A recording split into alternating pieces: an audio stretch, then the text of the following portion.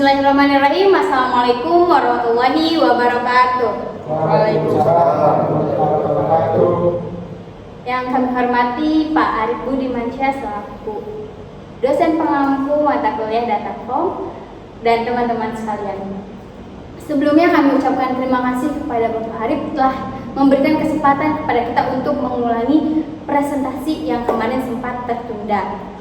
Nah, di sini kami akan menjelaskan atau akan mempresentasikan hasil laporan proyek kami, yaitu dengan judul The Impact of the Internet of Behavior of Consumer Decisions.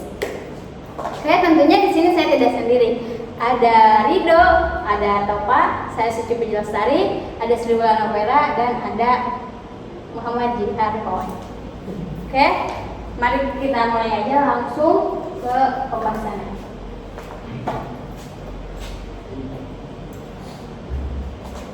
Nah, di sini ada latar belakang.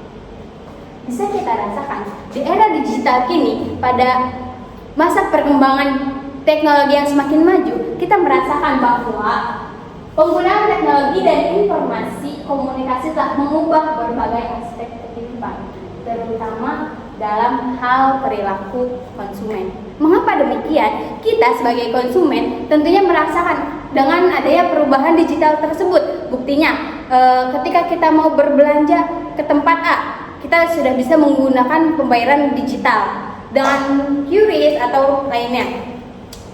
Terus, ketika kita akan menanyakan harga pada suatu barang tersebut, kita tidak perlu lagi mencari kasir atau kemana-mana. Kita bisa menggunakan si pengecek harga yang sudah disediakan dengan scan barcode-nya. Dengan begitu, itu pun sudah disebut kemajuan teknologi di era digital yang kita rasakan selaku konsumen. Oke, selanjutnya di sini pada penelitian ini kami menemukan beberapa identifikasi masalahnya. Di sini identifikasi masalah yang kami bahas itu mengenai yang pertama ada privasi dan keamanan data para konsumen. Mengapa itu termasuk identifikasi masalah? Karena tentunya bagi konsumen yang memikirkan, mereka pasti memikirkan apakah ketika mereka memberikan data mereka untuk membayar atau untuk melakukan suatu tagihan tersebut, apakah data mereka akan tersimpan dengan baik atau data mereka bisa saja dibocorkan untuk hal-hal yang negatif. Oke. Yang kedua ada kesesuaian etika terhadap para konsumen. Kenapa ini termasuk identifikasi masalah? Karena etika para konsumen itu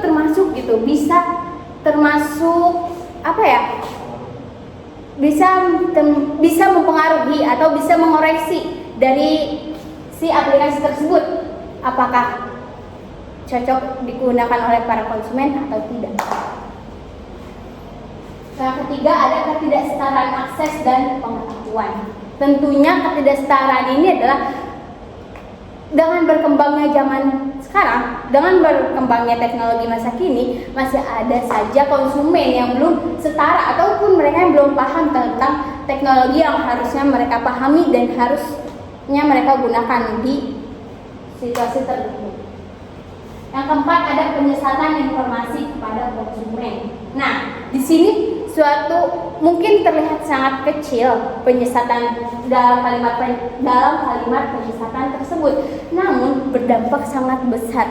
Apabila ada penyesatan informasi kepada konsumen, tentunya siapa yang rugi? Pasti konsumen tersebut. Makanya kita memasukkannya ke identifikasi masalah. Yang keenam ada respon konsumen terhadap perubahan.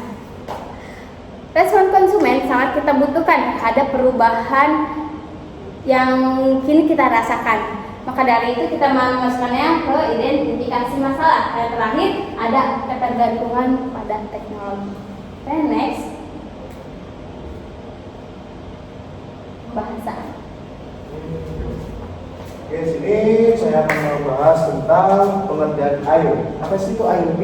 IoT merupakan bagian dari IoT, guna mendata perilaku konsumen online dan offline untuk memprediksi keputusan.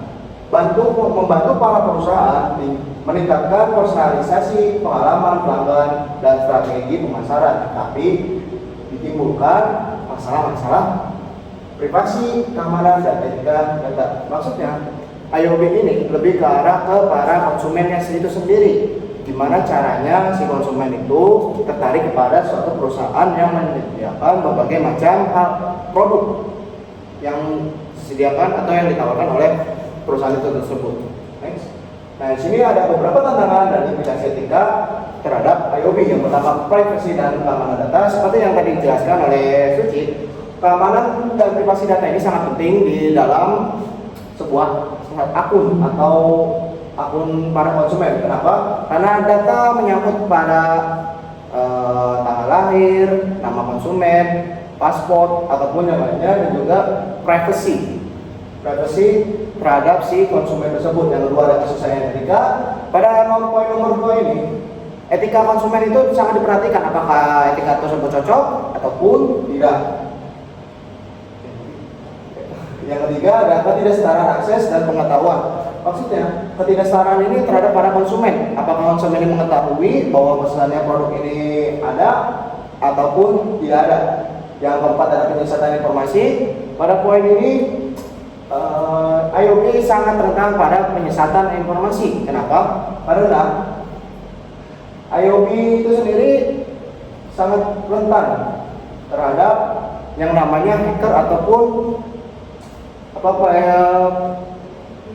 pembocoran sebuah data, dan akhirnya akan menyisakan sebuah informasi kepada konsumen yang disebut dengan hoax.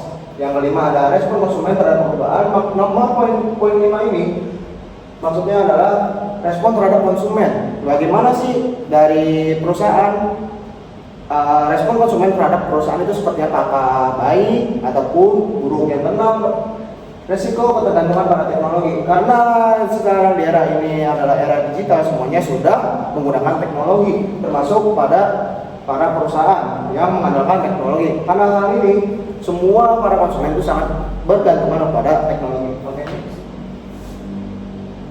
Oke, jadi dampak IOB pada pengambilan keputusan konsumen.